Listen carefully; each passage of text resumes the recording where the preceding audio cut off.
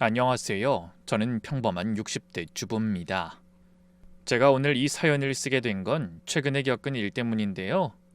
지금은 모든 진실이 밝혀졌지만 그 과정에서 제가 느꼈던 배신감과 분노, 그리고 후회와 미안함은 아직도 생생합니다.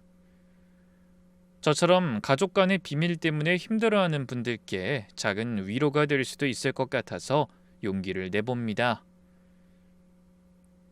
제 인생을 돌아보면 참 평범했어요. 대학 졸업하고 바로 미술 강사가 되었고 30년 이상을 한 직업에 몸담았죠. 아이들을 가르치는 일이 천직이라고 생각했거든요. 4년 전에 먼저 떠난 우리 남편은 중소기업에서 부장으로 일했어요. 화려하진 않아도 성실하고 가정적인 사람이었죠. 우리 부부는 아들 하나를 뒀는데 외동이라고 버릇없이 키우지 않으려고 엄하게 키웠더니 오히려 너무 순하고 착한 아이가 되어버렸네요. 어찌나 눈치가 없는지 연애도 제대로 못해서 30 넘어서까지 속을 썩였답니다. 엄마, 나 오늘도 차였어. 그만 만나자는데. 또? 엄마가 여자 마음 좀 잘 읽어주라고 했지. 아우, 못 살아. 모르겠어. 난 한다고 했는데 여자들이 뭘 원하는지 도통. 그렇게 연애에 서툴던 아들이 33이 되던 해 처음으로 여자친구를 집에 데려왔어요. 처음 며느리를 만난 날을 아직도 기억해요. 아들이 전날부터 안절부절 못하더니 다음날 현관문이 열리자마자 동네가 떠나가라 외쳤죠. 엄마, 내 여자친구 데려왔어. 빨리 나와보세요. 얼마나 긴장했는지 목소리가 떨리더라고요. 근데 정작 인사 온 며느리는 침착하고 차분했어요. 단정한 차림에 은은한 미소를 지으며 정중하게 인사했죠. 안녕하세요, 어머니. 태섭 씨한테 많이 들었습니다. 만나 뵙게 되어 영광이에요. 첫인상이 참 좋았어요. 과하지 않으면서도 예의 바른 모습이 마음에 들었죠. 저녁을 먹으면서 이런저런 이야기를 나눴는데 대형 회계법인에서 5년째 일하고 있다고 했죠. 부모님은 지방에 계시고 혼자 서울에서 자취하면서 공부했다고요. 아유, 힘들었겠네. 혼자 서울 생활이 쉽지 않았을 텐데. 익숙해지니까 괜찮더라고요. 오히려 독립심도 기르고 좋았어요. 씩씩한 모습이 보기 좋았답니다. 무엇보다 아들을 보는 눈빛이 따뜻했어요. 우리 아들이 뭐가 그리 좋은지 아들이 하는 시시한 농담에도 진심으로 웃어주더라고요. 똑부러지게 생긴 외모에 예의도 바르고 무엇보다 아들을 잘 대하는 게 눈에 보이더라고요.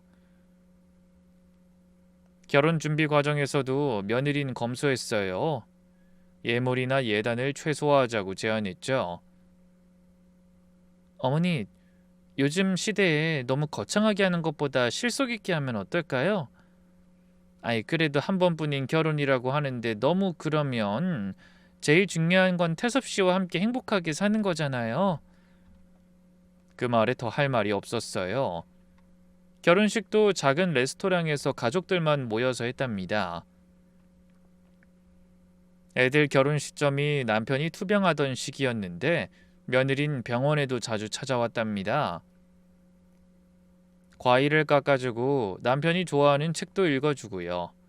남편도 며느리를 무척 마음에 들어했어요. 돌아가시기 한 달 전에 이런 말도 했죠. 우리 태섭이가 좋은 사람 만난 것 같아. 내가 없어도 안심이야. 이제 가도 되겠어. 그 말이 아직도 귀에 생생해요.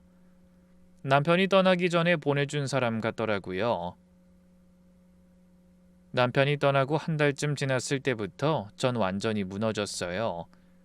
밥도 제대로 못 먹고 하루 종일 방에만 있었답니다. 남편을 보낼 땐 괜찮다가 갈수록 상태가 나빠졌죠. 그때 며느리가 조심스럽게 제안했어요. 어머니, 저희랑 사는 거 어떠세요? 이 큰 집에 혼자 계시기 적적하실 것 같은데. 아니야, 신혼인데 내가 어떡해. 신혼이 뭐 별건가요. 가족인데 어머니가 계시면 저도 든든할 것 같아요. 그렇게 시작된 동거 생활은 생각보다 편안했어요. 며느린 정말 살림을 잘했거든요. 지원아, 너 회사 다니느라 힘든데 이렇게까지 안 해도 돼. 어머니가 편하셔야 저도 마음이 편해요. 그리고 저 원래 부지런한 스타일이에요. 퇴근 후에도 피곤한 기색 없이 제 이야기를 들어줬어요. 남편 생각에 울먹이면 조용히 옆에서 손을 잡아주기도 했고요. 때로는 친딸보다 더 다정하게 느껴질 때도 있었답니다. 함께 지내기 시작하면서 며느리의 이상한 행동들이 하나둘 눈에 띄기 시작했어요. 몇 개월 전부터 외출이 잦아졌어요. 주말마다 어디론가 나갔다가 늦게 들어왔죠. 아들이 부르면 친구 만나고 왔다고만 하고 자세한 이야기는 하지 않았답니다. 새벽에 몰래 전화하는 것도 여러 번 봤어요. 한 번은 화장실 가려고 나왔다가 안방에서 들리는 목소리를 들었죠. 지금은 못해. 시간을 좀 줘. 그 일은 이미 끝났다고 했잖아. 제발, 더 이상은. 며느리 목소리가 떨리고 있었어요. 누구와 무슨 이야기라는 건지 일상적인 대화가 아닌 것 같아서 궁금했지만 차마 물어볼 순 없었답니다. 시어머니가 하나부터 열까지 간섭한다는 소리라도 들으면 괜히 불편해질까 싶어서요. 그러던 어느 날 동네 친구 순자가 충격적인 이야기를 전했어요. 어머, 나 어제 역 앞 카페에서 너희 며느리 봤는데 젊은 남자랑 있더라? 젊은 남자라는 말에 순간 심장이 쿵 내려앉았어요. 우리 며느리가? 아니, 확실히 우리 며느리 맞아? 맞다니까. 둘이 하는 이야기는 멀어서 못 들었는데 표정이 심상치 않더라고. 남자가 뭔가 봉투 같은 거 줬는데 네 며느리가 거절하는 것 같았어. 하지만 이야기를 들을수록 순자의 목격담은 너무 구체적이었어요. 남자가 어떻게 생겼는데? 30대 중반? 깔끔하게 생겼더라. 양복 입고 있었고 인상도 좋던데. 그날 저녁 며느리의 얼굴을 유심히 봤어요. 평소와 다름없이 저녁을 차리고 있었지만 왠지 초조해 보였답니다. 지원아, 오늘 어디 갔다 왔어? 역 앞 카페에 갔다며? 순간 며느리의 손이 멈췄어요. 아, 옛날 회사 사람 만나고 왔어요. 근데 어떻게 아셨어요? 혹시 저 보셨어요? 순자가 지나가다 봤대. 며느리의 얼굴이 하얗게 질렸어요. 뭔가 숨기는 게 분명했죠. 그때부터 의심의 씨앗이 제 머릿속에 자라기 시작했답니다. 그날 새벽 또 통화 소리가 들렸어요. 이번엔 며느리가 울면서 말하는 것 같았죠. 제발 그만해달라고 했잖아. 알았어. 알았다고. 조금만 더 시간을 줘. 가슴이 답답했어요. 도대체 무슨 일에 휘말린 걸까요? 돈 문제일까? 아니면 정말 불륜일까? 며느리를 의심하고 싶지 않았지만 이상한 정황들이 자꾸만 쌓여갔답니다. 며칠 뒤 며느리가 또 친구 만나러 간다고 외출을 했어요. 이번엔 제가 직접 따라가 봤죠. 살다 미행이라니. 60년 인생에 이런 일을 하게 될 줄은 꿈에도 몰랐어요. 전 마치 범죄자가 된 것처럼 모자를 푹 눌러쓰고 며느리 뒤를 조심조심 따라갔답니다. 심장이 터질 것처럼 뛰었어요. 내가 지금 뭐 하는 거지? 자괴감이 들면서도 발걸음은 멈출 수 없었죠. 며느린 역 근처 한 호텔 라운지로 들어갔어요. 호텔을 가는 걸 보니 다리에 힘이 풀렸답니다. 떨리는 다리를 겨우 움직여 로비에서 기다렸어요. 1시간쯤 지나 며느리가 내려왔는데 혼자가 아니었어요. 순자가 말한 그 남자와 함께였죠. 두 사람은 로비를 가로질러서 카페로 갔어요. 저는 멀찍이 떨어진 테이블에 앉아 얼굴을 가리고 지켜봤답니다. 근데 창밖에서 지켜본 두 사람의 모습은 연인 같지는 않았어요. 오히려 며느린 겁에 질린 표정이었고 남자는 뭔가 위협적인 느낌이었죠. 남자가 서류 봉투를 테이블에 툭 던졌고 며느린 고개를 숙인 채 뭔가 사정하는 것 같았어요. 도대체 무슨 관계일까? 혹시 큰 빚을 진 건가? 집으로 돌아오는 길 다리가 후들거려서 몇 번이나 쉬어야 했어요. 며느리를 의심했다는 죄책감과 뭔가 더 큰 비밀이 있을 것 같은 불안감이 뒤섞여 정신이 하나도 없었답니다. 그러고 보니 며느리에게 걸려오는 전화가 많았어요. 그럴 때마다 며느린 황급히 방으로 들어가서 받았죠. 꼭 쫓기는 사람처럼요. 여보세요? 네, 지금은 좀... 그 얘긴 끝났다고 했잖아요. 전화를 끊고 나온 며느리의 눈이 빨갛게 충혈돼 있더라고요. 그런데도 아들은 정말 아무것도 눈치채지 못했어요. 둔하고 눈치 없는 그 성격이 어디 가겠어요? 태서봐, 지원이 요즘 뭐 힘든 일이 있다고 너한테 말 안 해? 글쎄, 별일 없는 것 같은데. 왜?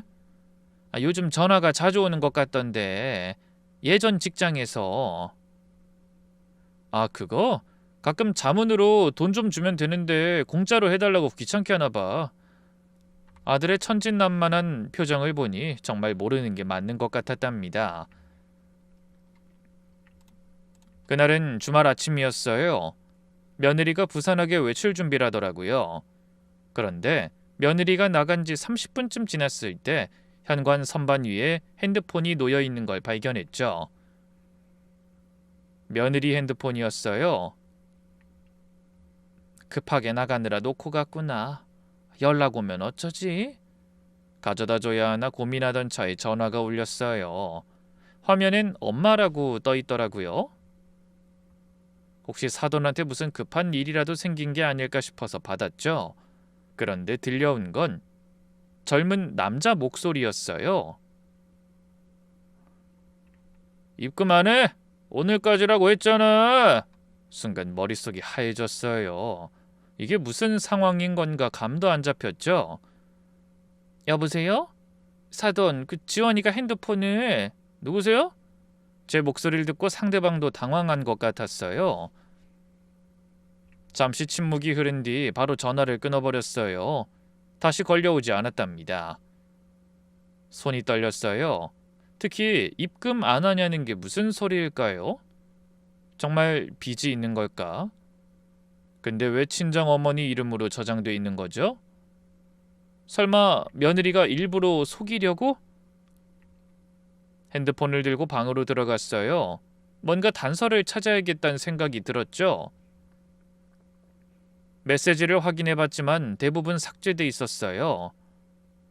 통화 기록도 마찬가지였고요. 하지만 사진첩에서 중요한 걸 발견했답니다. 숨긴 폴더가 하나 있더라고요. 비밀번호를 몰라서 열어볼 순 없었지만 며느리가 우리에게 뭔가 숨기고 있다는 건 확실했어요. 2시간쯤 지나서 며느리가 헐레벌떡 들어왔어요. 어머니, 제 핸드폰 못 보셨어요? 못 봤는데 왜 두고 나갔어? 거짓말하는 제 자신이 싫었지만 일단 상황을 더 파악하고 싶었어요. 며느린 집안 곳곳을 샅샅이 뒤지기 시작했어요. 얼마나 초조한지 이마에 땀까지 맺혔답니다. 중요한 연락 올 때가 있는데 어디 갔지? 분명히 집에 두고 간 것 같은데. 무슨 연락? 그냥 엄마가 연락할 것 같아서요.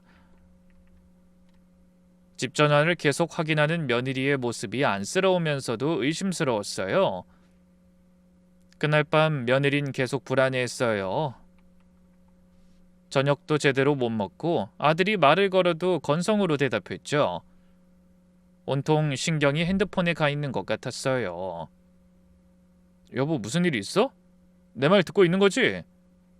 오늘 당신 좀 이상한데? 아니야, 그냥 피곤해서 그래. 핸드폰 없어서 그렇게 불안해? 내일 하나 새로 사면 되지.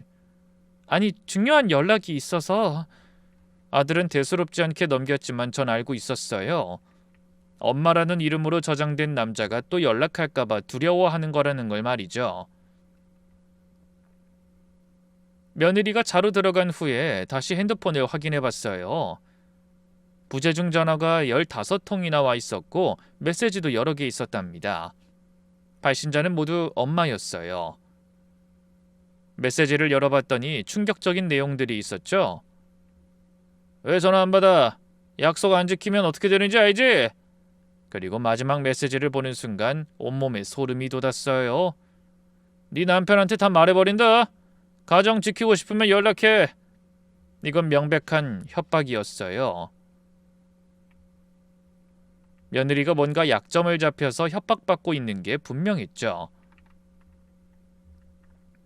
다음 날 아침 며느리는 일찍 나갔어요. 일요일인데도 급한 일이 있다면서요.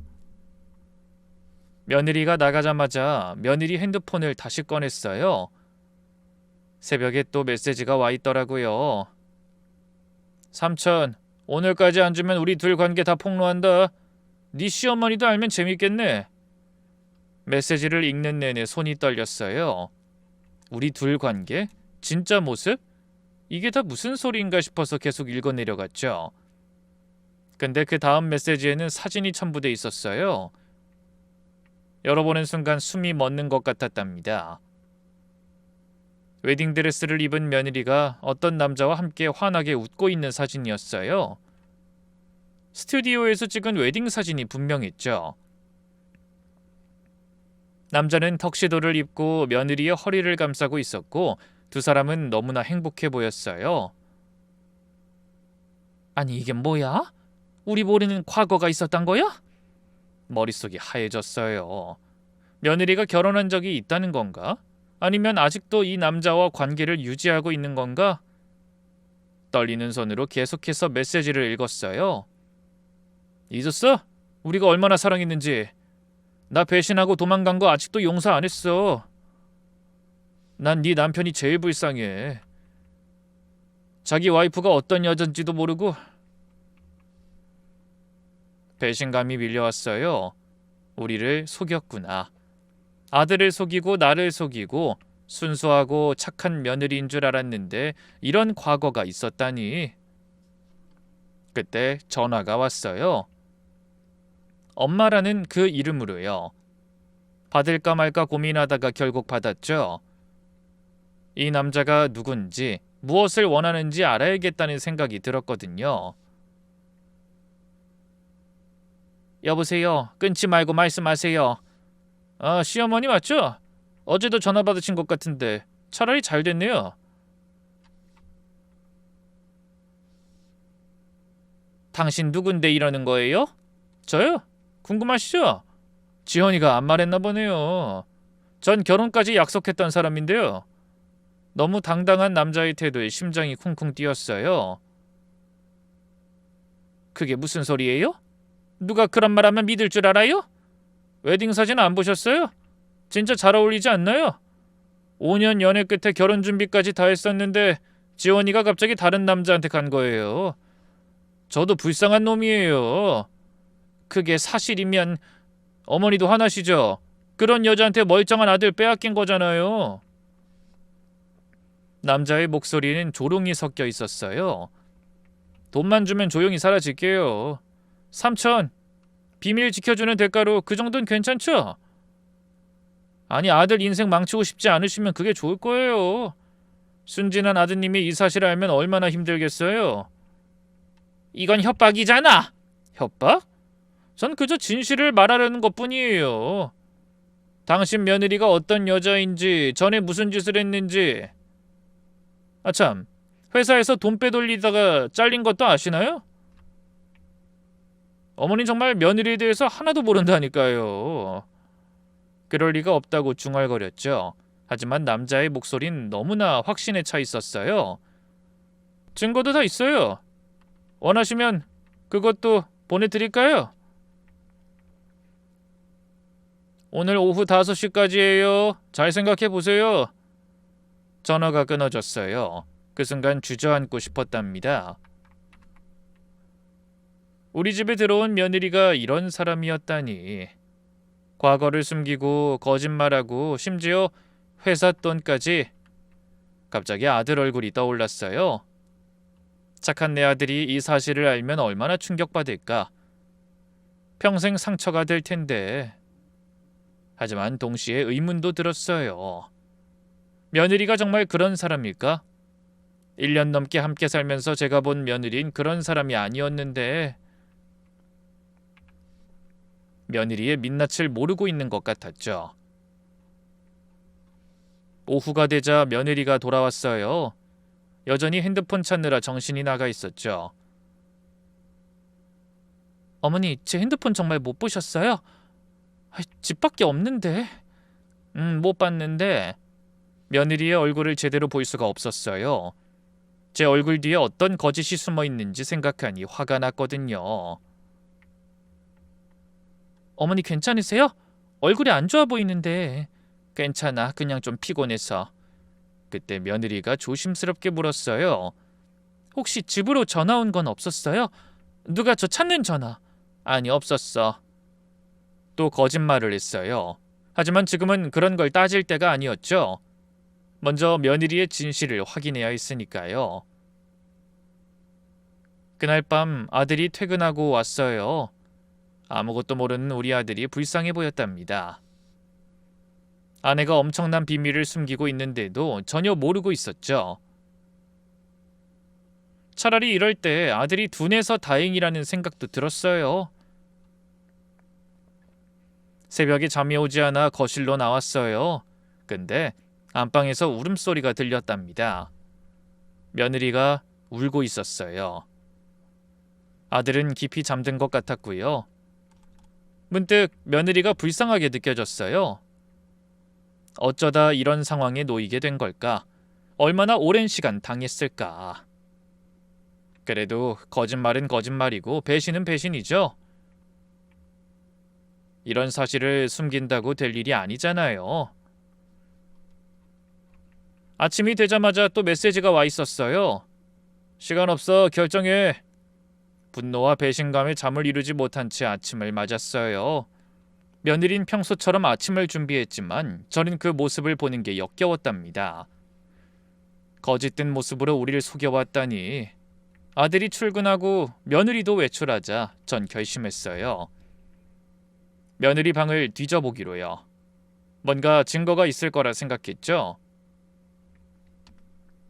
장롱 깊숙한 곳을 뒤지던 중 검은색 서류 가방을 발견했어요.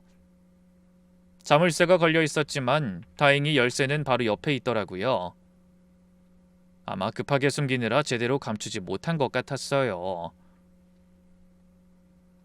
가방을 여는 순간 수많은 서류가 쏟아졌답니다. 대부분 회계 관련 서류였는데 복잡한 숫자들이 빼곡히 적혀 있었어요. 그 중에서 눈에 띄는 게 있었죠. 해고 통지서. 며느리가 다니던 회계법인에서 발행한 문서였어요. 해고 사유란에는 회사 규정 위반 및 신뢰관계 파탄이라고 적혀 있었고요. 날짜를 보니 아들을 만나기 6개월 전이더라고요. 그 밑에는 또 다른 서류들이 있었어요. 내부 고발 신고서라는 제목의 문서도 있었고 부당해고 구제 신청서도 있었죠. 뭔가 회사에서부터 복잡한 일이 있었던 것 같았지만 그것만으론 정확히 무슨 일인지는 알 수 없었답니다. USB도 하나 발견했어요. 노트북에 꽂아보니 여러 개의 폴더가 있었는데 그중 증거자료라는 폴더가 있더라고요. 여러분이 녹음 파일들이 가득했어요. 첫 번째 파일을 재생해봤답니다. 지원 씨가 이 일 공개하면 회사가 큰 타격을 받아요. 지원 씨는 어차피 신입이고. 하지만 진우 씨 일도 계속해야 하지 않아요? 지원 씨 하나 이상하면 다 해결돼요. 진우라는 이름을 들었죠. 혹시 진우라는 남자도 같은 회사 직원이었던 건가? 그걸 듣고 나서도 가슴이 답답했어요. 갑자기 며느리의 과거가 너무 많이 쏟아져 나온 기분이었거든요. 그렇다고 우리를 속인 건 용서받을 수 있는 일은 아니란 생각이 들어서 다시 정신을 차렸죠. 그때 현관문이 열리는 소리가 들렸어요. 황급히 서류를 정리하고 방을 나왔죠. 어머니, 저 왔어요. 그래. 며느리 얼굴을 보니 복잡한 감정이 들었어요.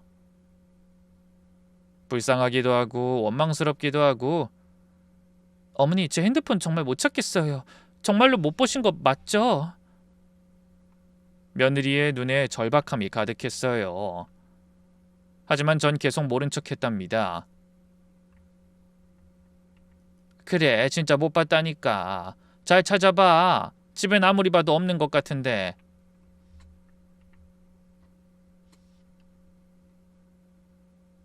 그날 밤 며느리 핸드폰으로 또 메시지가 왔어요. 내일이 마지막이다. 돈 준비 안 하면 네 남편한테 연락한다. 이제 정말 시간이 없었어요. 뭔가 결정을 내려야 했죠. 하지만 아직도 궁금한 게 너무 많았답니다.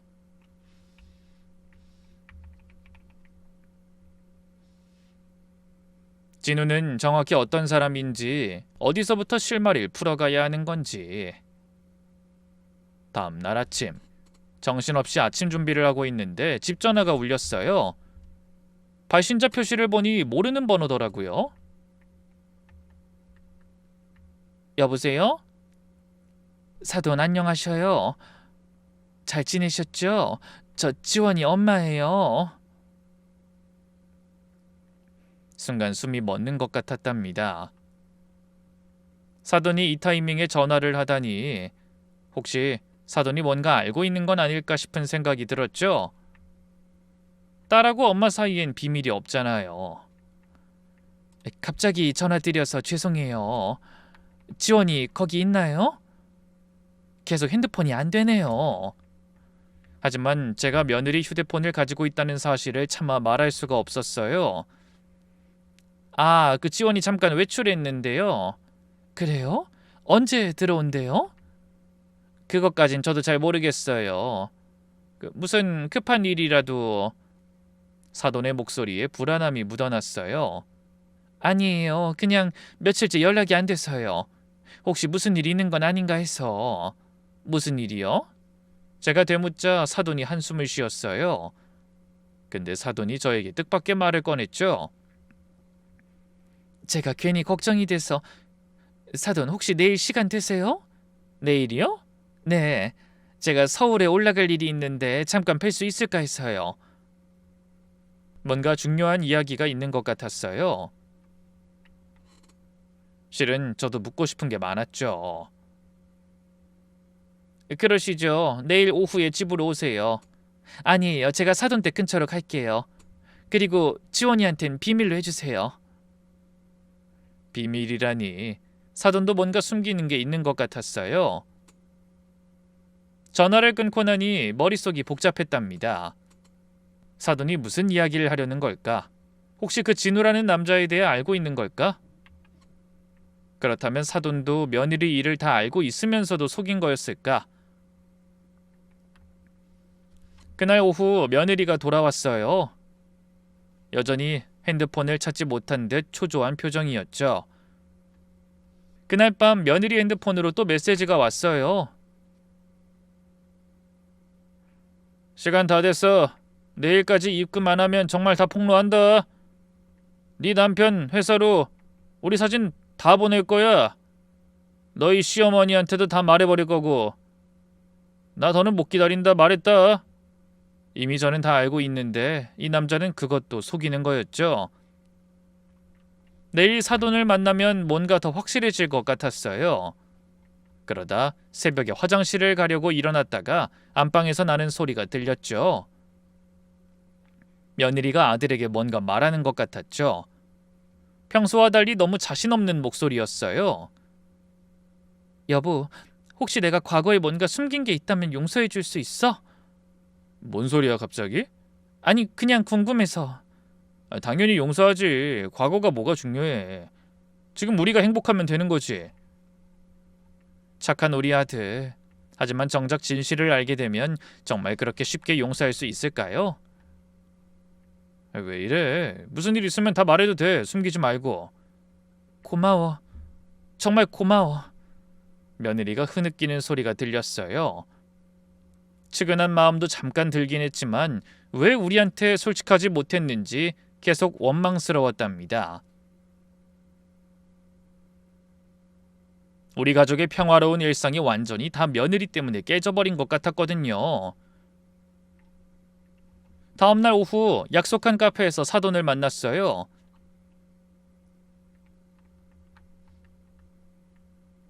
사돈도 몇 달 전 본 것보다 많이 수척해 보이더라고요.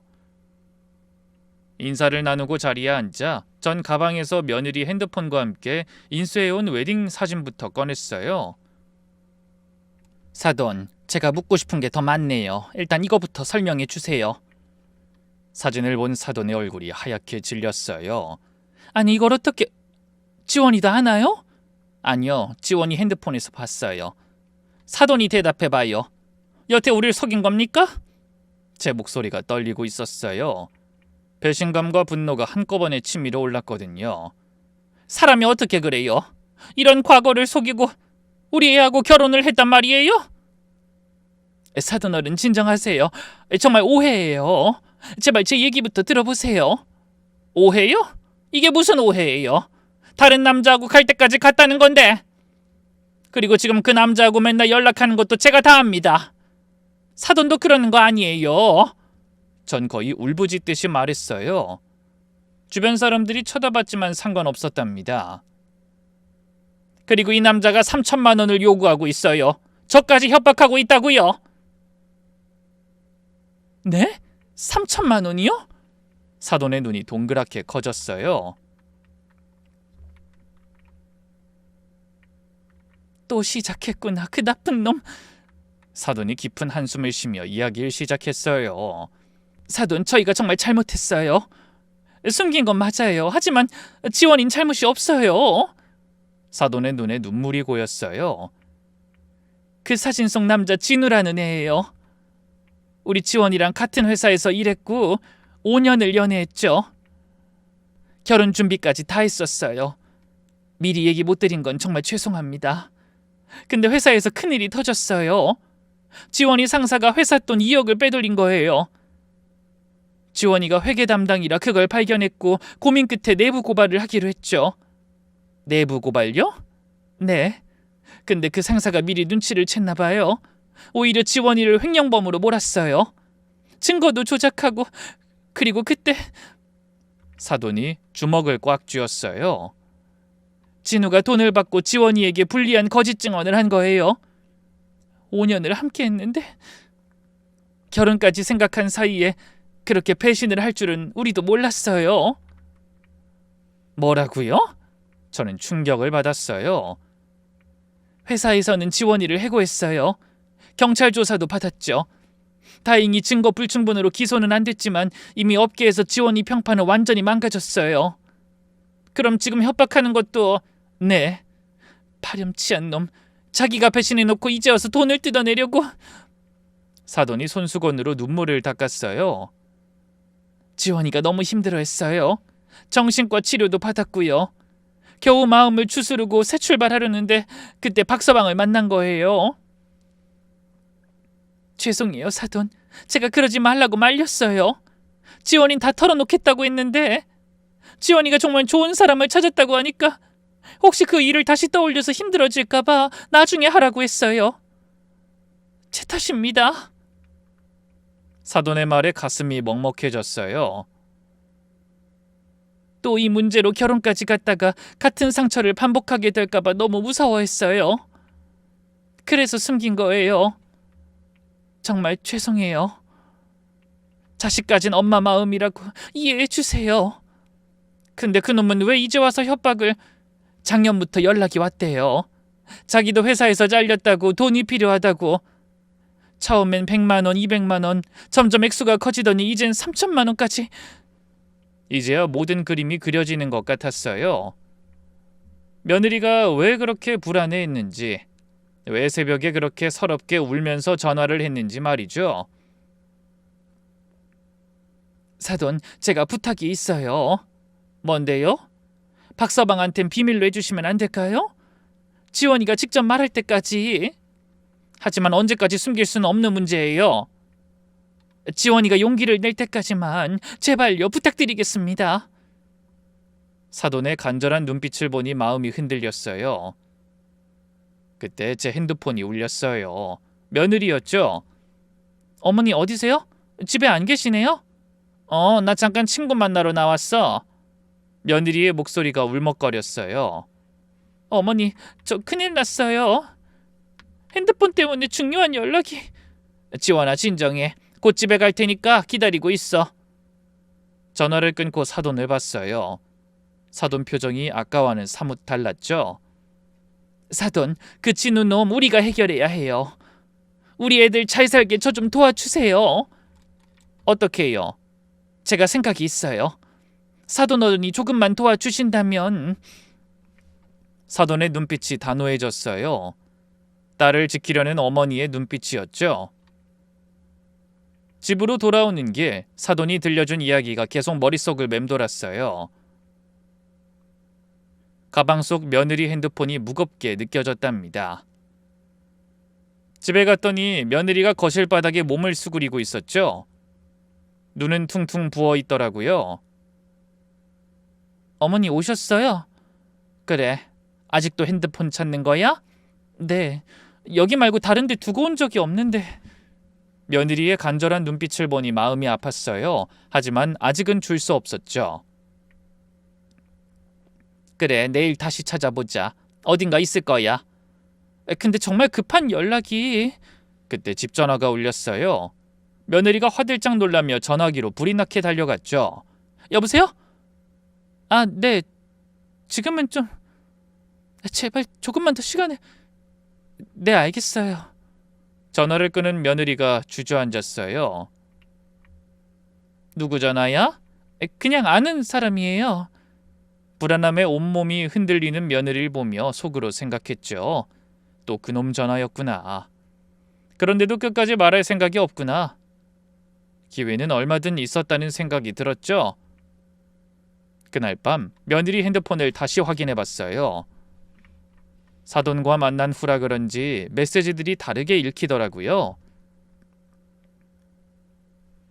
너 때문에 내 인생 망가졌어. 그때 나랑 결혼했으면 이런 일도 없었어. 네가 날 버렸잖아. 난 제자리로 돌아가라는 것뿐이야. 이건 협박이라기보단 원망이었어요.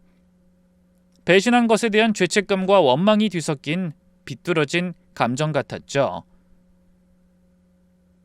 더 자세히 핸드폰을 만지다 보니 녹음 파일들도 있더라고요. 며느리가 몰래 녹음한 것 같았는데 재생해보니 둘이 나눈 통화 내역이었죠.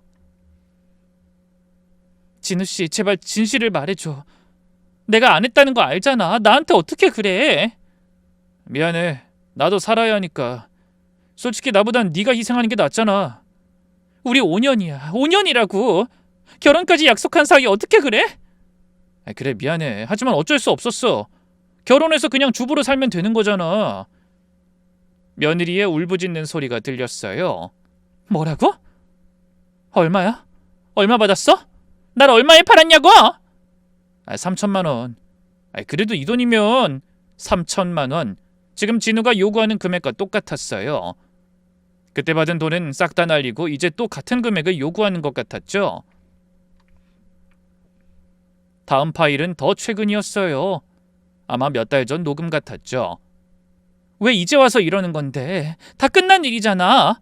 진우씨 나 말고 돈을 택했어. 끝난 게 아니야. 그리고 네가 다른 남자 만나서 행복하게 사는 꼴을 나더러 보라고? 그게 무슨... 내가 너 때문에 회사에서도 잘렸어. 이제 난 어떻게 살라고? 그건 당신이 자초한 일이잖아. 내가 뭘 했는데? 아니지. 넌 나를 책임져야 맞지. 너만 아니면 이런 일 생기지도 않았다고. 그러니까 돈 줘. 보상하라고. 아니면 네 남편한테 다 말할 거야. 너도 나랑 똑같이 망가져 볼래? 이제 완전히 이해가 됐어요. 진우라는 놈은 자기 인생이 망가진 걸 며느리 탓으로 돌리고 있었던 거예요. 그래서 며느리의 행복을 파괴하려고 작정한 거죠.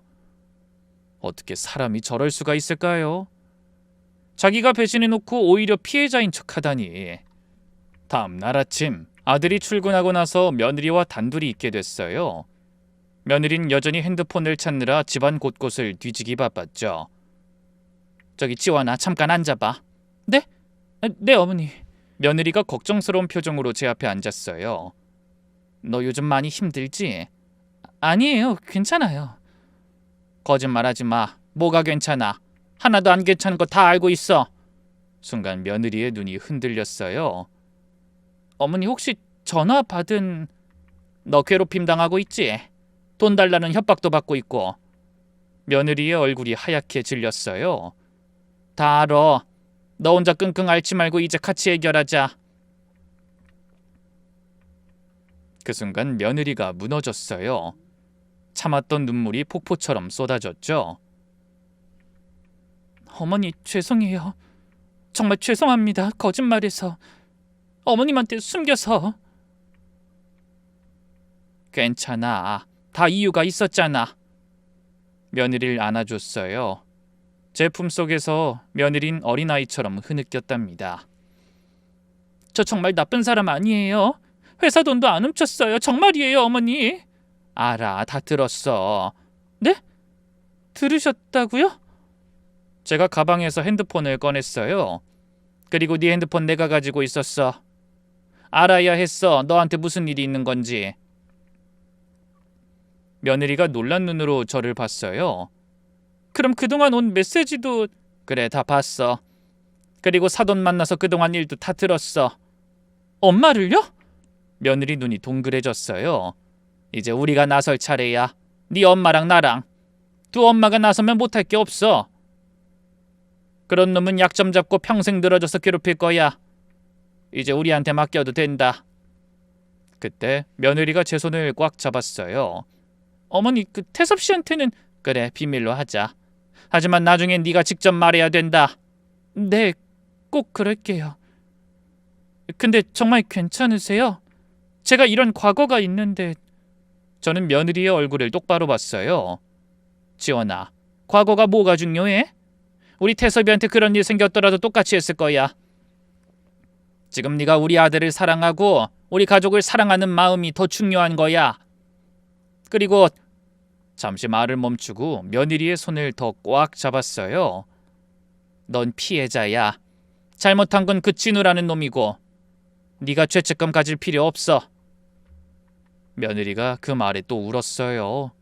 이번엔 안도의 눈물 같았죠. 그런데 어머니, 두 분이서 어떻게 하실 거예요? 일단 넌 모른 척해. 사돈하고 내가 계획이 있어. 이건 어른들한테 맡겨라. 다음 날 오전, 사돈과 약속한 장소에서 만났어요. 사돈은 서류 뭉치를 들고 있었죠. 사돈, 이거 보세요. 제가 변호사한테 자문받은 거예요. 변호사요? 네. 협박죄로 고소 가능하대요. 증거만 충분하면. 서류를 보니 법적 검토 의견서였어요. 그리고 이건 진우 부모님 회사 정보예요. 꽤 큰 운수회사더라고요. 버스 30대 정도 운영하는. 이참에 아들이 무슨 짓 하는지 알려줘야죠. 회사 일 걸면 해결될 거예요. 우리는 택시를 타고 진우 부모님 회사로 향했어요. 가는 내내 어떻게 말할지 의논했죠. 사돈, 오늘 우리 너무 점잖게 가면 안 돼요. 무슨 말이에요? 이 회사가 시청이랑 계약해서 마을버스 운영하는 곳이래요. 평판이 중요하겠죠. 저도 결심을 굳혔어요. 점잖게 갔다가는 또 무시당할 수도 있으니까요. 회사에 도착하니 꽤 큰 사무실이었어요. 1층엔 버스 기사들이 쉬는 휴게실도 있고 많은 직원이 오가고 있었죠. 접수대를 지나치고 바로 사무실로 들어갔어요. 사장님 어디 계세요? 제가 큰 소리로 물었어요. 사무실에 있던 직원들이 모두 저희를 쳐다봤죠. 어이, 무슨 일이신데? 여기가 장진우 씨 아버지가 운영하는 데 맞죠? 당장 나오라고 하세요. 사돈도 목소리를 높였어요. 아들이 무슨 짓을 하는지 모르시는 것 같은데 오늘 다 밝히려고 왔어요. 한 직원이 황급히 사장실로 뛰어갔고 잠시 후 50대 후반의 남자가 나왔어요. 도대체 무슨 일이신지 조용히 이야기합시다. 조용히요? 대개 아들이 남의 집 딸을 협박하고 있는데 조용히 이야기하자고요? 여러분, 이 회사 사장 아들이 지금 무고한 여성을 협박해서 돈을 뜯어내려 하고 있습니다. 이런 집안이 운영하는 회사 버스 시민들이 안심하고 탈 수 있을까요?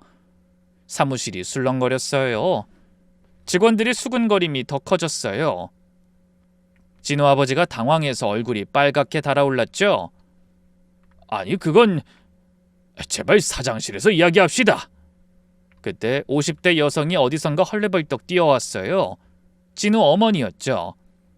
어머니는 직원들 이야기를 듣고 상황을 파악하더니 얼굴이 하얗게 질려서 거의 울먹이며 말했어요. 제발 사장실로 가시죠. 무엇이든 들어드리겠습니다. 제발요. 사돈과 저는 눈빛을 교환하며 충분히 압박을 준 것 같았죠. 우리는 위풍당당하게 사장실로 들어갔어요. 진우 부모님은 완전히 겁에 질린 듯한 표정이었죠. 우리가 계획한 대로였어요. 도대체 무슨 일이신지. 저는 핸드폰을 꺼내 메시지를 보여줬어요. 대개 아들이 제 며느리를 협박하고 있습니다. 3천만 원을 요구하고 있어요. 진우 부모님의 얼굴이 창백해졌어요.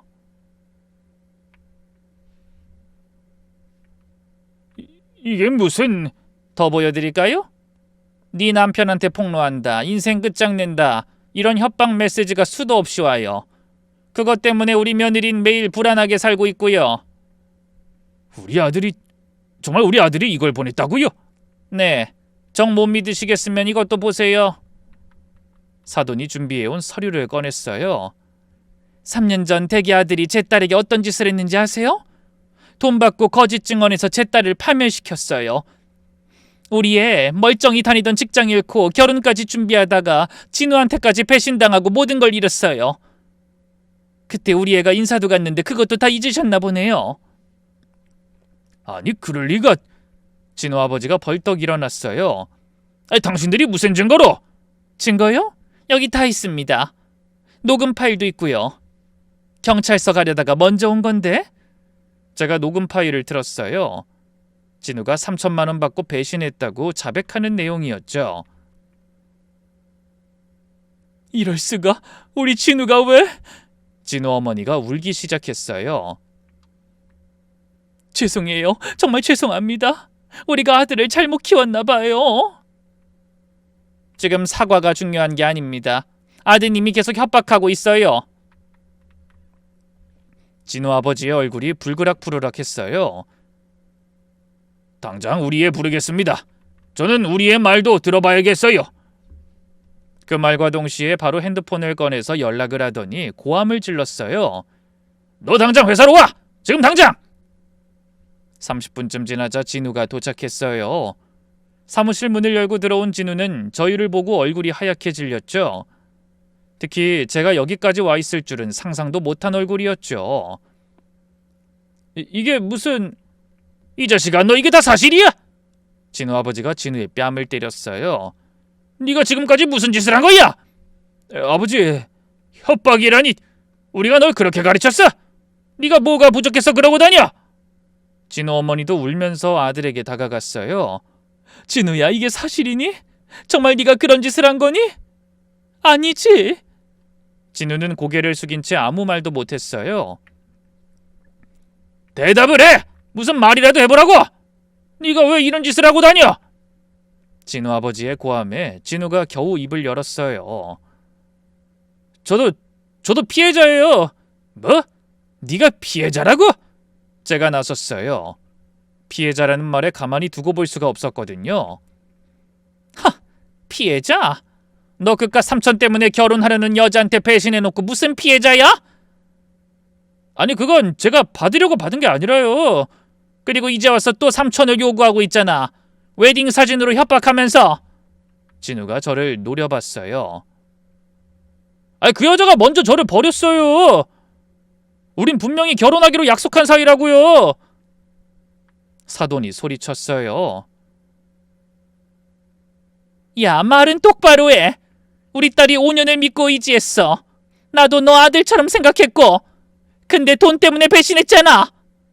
너만 잘 살겠다고 우리 애는 어떻게 되든 쳐다보지도 않았어. 그러면서 무슨 결혼? 너 같은 놈 어떻게 믿고 결혼을 시켜? 미쳤냐? 진우가 비웃었어요. 사랑? 그런 게 밥 먹여주나요? 사람이 돈이 있어야 살죠. 이 자식이! 진우 아버지가 또 손을 들려다가 겨우 참았어요. 아버지도 사업하시잖아요. 돈이 최고라는 거 모르세요? 다 아버지한테 배운 건데. 그리고 지원이 걔가 너무 멍청하게 돈 주고 입 닫으면 그만인걸. 죽어도 못한다니까 제가 도와준 것뿐이에요. 진우 어머니가 무릎을 꿇었어요. 저희 두 사람 앞에 앉았죠. 정말 죄송합니다. 제발 우리 애 용서해주세요. 제가 사과드리겠습니다. 이러지 마세요. 우리가 사과받아야 할 사람은 아드님이지 어머니가 아닙니다. 저희가 부축해서 일으켰지만 진우 어머니는 계속 울었어요. 진우 아버지가 진우의 멱살을 잡았어요. 당장 무릎 꿇고 사과해! 다신 안 하겠다고 말하라고! 아버지, 저랑 결혼하겠다고 약속해놓고 딴 놈이랑 결혼했어요. 내가 당했다고요. 그 말을 듣자 사돈이 가슴을 치며 소리쳤어요. 네 놈이 우리 딸한테 한 짓을 생각해봐. 죽고 싶을 정도로 괴로워했어. 우울증 와서 제대로 살지도 못했다고. 겨우 지금 마음 잡고 사는 애한테 너 무슨 짓이야? 어? 그래, 계속 이런 식으로 돈 뜯어가고 방해할 생각이면 우리도 너희 부모님 사업 망하게 만들 수밖에 없어. 당장 무릎 꿇고 사과해! 너 사과 안 하면 이제 내 아들 아니다! 결국 진우가 무릎을 꿇었어요. 하지만 표정은 여전히 반항적이었죠. 그때 제가 핸드폰을 꺼냈어요. 이거 녹음하고 있어요. 제대로 사과하고 다신 연락하지 않겠다고 약속하세요. 안 그럼 경찰에 신고할 거니까. 협박죄가 얼마나 무서운지 알아요? 전과자 되고 싶어요? 부모님 얼굴도 못 들고 다니게 살 생각이면 그렇게 해요. 진우의 얼굴이 더 창백해졌어요. 눈을 감더니 떨리는 목소리로 말했어요. 정말 죄송합니다. 다신 연락하지 않겠습니다. 저는 녹음을 멈추고 각서를 꺼냈어요. 변호사에게 들은 조언대로 행동했죠. 여기 써있는 대로 서명하세요. 각서에는 모든 협박 행위를 중단하고 보유한 모든 자료를 삭제하며 다신 연락하지 않겠다는 내용이 있었어요. 진우가 부모님 얼굴을 보더니 떨리는 손으로 서명했어요. 진우가 나간 후 진우 어머니가 조심스럽게 말을 꺼냈어요. 사실 저흰 그동안 지원이란 아가씨가 문제가 있는 줄 알았어요. 지원 씨가 결혼 자금으로 1억을 요구했다고, 친정빚도 갚아달라고 했다고. 그래서 잘 헤어졌다고 생각했죠.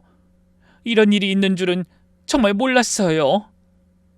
사돈이 분노에 찬 목소리로 말했어요. 우리 지원인 예물도 사양했던 아이예요. 검소하고 욕심 없는 아이라고요. 진우 어머니가 고개를 떨궜어요. 제가 한숨을 쉬며 말했어요. 부모는 자식 말을 믿을 수밖에 없죠. 저도 엄마니까 이해해요. 저도 아들이 있어요. 그래서 온 거예요. 같은 자식 둔 엄마로서 아무리 잘못했어도 전과자 되는 건 막아주고 싶었어요. 마지막 기회 두 분에게 드린 겁니다. 진우 어머니가 흐느끼며 울자 제가 진우 어머니의 손을 잡았어요. 진우도 상처가 많은 것 같아요. 이번 일을 계기로 마음 잡고 살았으면 좋겠어요. 나가려는 우리를 보더니 진우 아버지가 봉투를 꺼냈어요. 이건 작은 성의로. 필요 없어요. 그리고 돈으로 해결하려 하지 마세요. 그게 진우를 잘못 키웠어요. 제가 단호하게 말했어요. 그 돈으로 아드님 치료받게 하세요. 상담도 받고 제대로 된 길로 갈 수 있게 도와주세요. 그게 저희한테 하는 진짜 보상이에요. 그리고 그게 부모 역할이잖아요. 진호 부모님이 고개를 깊이 숙였어요. 평생 이 은혜 잊지 않겠습니다. 회사를 나오면서 사돈과 저는 한숨을 쉬었어요. 그래도 잘 끝났네요, 사돈. 네, 우리 딸 이제 편하게 살 수 있겠죠? 집으로 돌아오는 며느리가 초조한 표정으로 저를 기다리고 있었어요. 어머니, 어떻게 됐어요? 괜찮으신 거죠? 됐어. 다 해결했어. 이제 그 사람한테서 연락 안 올 거야. 며느리의 눈에 눈물이 고였어요. 정말요? 어떻게 하신 거예요? 그쪽 부모님 만났어. 다 털어놓고 사과 받았어. 며느리가 제 품에 안겼어요.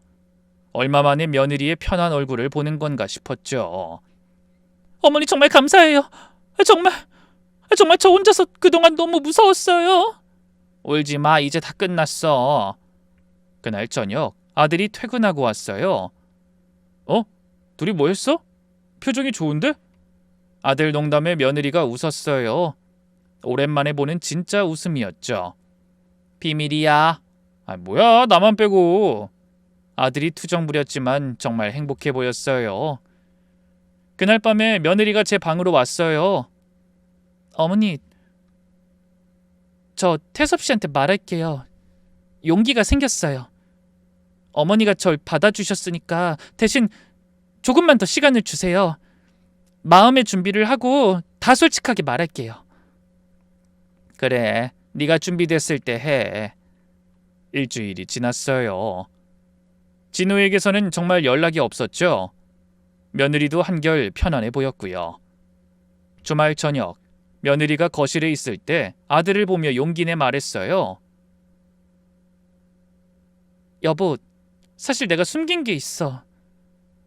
며느리가 심호흡을 했어요. 덩달아 저도 긴장되더라고요. 숨긴 거? 뭔데? 며느리가 처음부터 모든 이야기를 했어요. 회사에서 있었던 일부터 진우와의 관계, 배신당한 것, 그리고 최근까지 협박받았던 것까지. 아들의 표정이 점점 굳어졌어요. 그래서 그동안 당신이 잠도 못 자고 힘들어했구나. 왜 진작 말 안 했어? 무서웠어. 당신이 날 버릴까 봐. 또 믿었던 사람이 날 떠나면 어쩌나 싶어서. 바보야, 내가 왜 널 버려? 며느리가 아들의 말에 눈물을 흘렸어요. 고마움과 미안함이 섞인 눈물이었죠. 정말? 정말 괜찮아? 과거가 뭐가 중요해. 지금 우리가 서로 사랑하는 게 중요한 거지. 아들이 저를 돌아봤어요. 며느리를 따라 우는 절 보더니 눈치를 챈 것 같았죠. 엄만 다 알고 계셨던 것 같은데? 감사해요. 지원이 도와주셔서. 어머니가 다 해결해 주셨어. 너무 다행이야. 이제 숨기는 거 없이 살 수 있어. 앞으로는 힘든 일 있으면 꼭 말해. 혼자 끙끙 앓지 말고. 우리 세 식구가 함께 안았어요. 정말 가족이 된 것 같은 순간이었답니다. 그 일이 있고 2달이 지났어요. 우리 집은 완전히 평화를 되찾았죠. 며느린 작은 회계사무소에 재취업했어요. 비록 예전 직장만큼 크진 않지만 행복해했답니다. 어머니, 오늘 저 첫 월급 받았어요. 이거 어머니 드리고 싶어서. 며느리가 봉투를 내밀었어요. 이걸 왜 나한테 줘? 이런 거 필요 없어. 그동안 고마웠던 마음이에요. 받아주세요. 결국 받긴 했지만 나중에 며느리 통장에 다시 넣어줬답니다. 얼마 전에는 사돈이 집에 놀러 왔어요. 요즘은 저하고 제일 친한 친구처럼 지내죠. 우리는 맥주 한잔 마시며 지난 이야기를 나눴어요. 종종 진우 이야기도 하죠. 진우는 요즘 어떻게 산대요? 지방으로 내려갔대요. 아예 다른 곳에서 새 출발하라고 했나 봐요. 주방에 있던 며느리가 우리 2사람을 보면서 말했어요. 2분 너무 친해진 거 아니에요? 비밀 이야기가 너무 많은 것 같은데? 왜? 좋잖아. 요즘 이렇게 함께 웃는 시간이 많아요. 처음엔 배신감과 분노로 가득했는데 진실을 알고 나니 오히려 며느리가 안쓰러웠어요. 그리고 이 일을 계기로 우린 가족이 됐죠. 남편이 하늘에서 보고 있다면 뭐라고 할까요? 아마 잘했어. 우리 며느리 당신이 잘 지켜줬네. 라고 했겠죠. 며느리 방에서 웃음소리가 들렸어요. 아들과 며느리가 밤마다 무슨 재밌는 이야기를 그렇게 하는지 모르겠어요. 이제야 정말 모든 게 제자리를 찾은 것 같아요. 비밀도 없고 거짓도 없는 진짜 가족. 이 이야기를 쓰면서 다시 한번 느꼈어요. 가족이란 서로의 상처를 감싸주고 또 함께 아파하고 함께 이겨내는 사람들이라는 걸. 여러분도 혹시 가족 간에 숨긴 비밀이 있다면 용기를 내보세요. 진짜 가족이라면 그 어떤 과거도 용서하고 받아줄 거예요. 저희 집 이야기가 작은 위로가 되길 바라며 제 이야기는 이만 마치겠습니다.